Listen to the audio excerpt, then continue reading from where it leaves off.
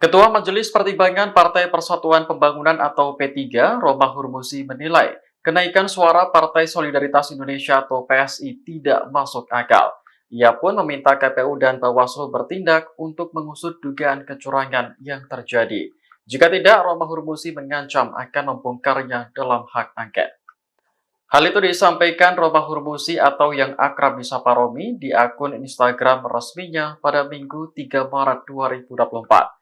Ia mencontohkan ada beberapa TPS yang melaporkan perolehan suara PSI mencapai 50%. Dikatakan Romi, PSI mendapat 3% suara saat pengumpulan data di 540.231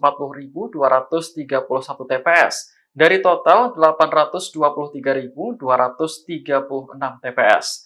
Pada saat yang bersamaan, P3 meraup suara 3,97%.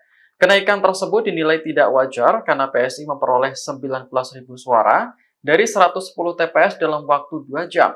Berarti rata-rata 173 suara per TPS. Mantan Ketua Umum P3 ini menegaskan bahwa jumlah suara per TPS hanya 300 suara dan partisipasi pemilih rata-rata 75%. Adapun suara sah setiap TPS hanya 225 suara. Artinya PSI menang 77% di 110 TPS. Sementara itu, KPU masih enggan mengomentari lonjakan suara PSI yang disebut tidak masuk akal. KPU meminta kepada semua pihak untuk menunggu hasil resmi perhitungan suara pemilu 2024. Download Tribun X sekarang, menghadirkan lokal menjadi Indonesia.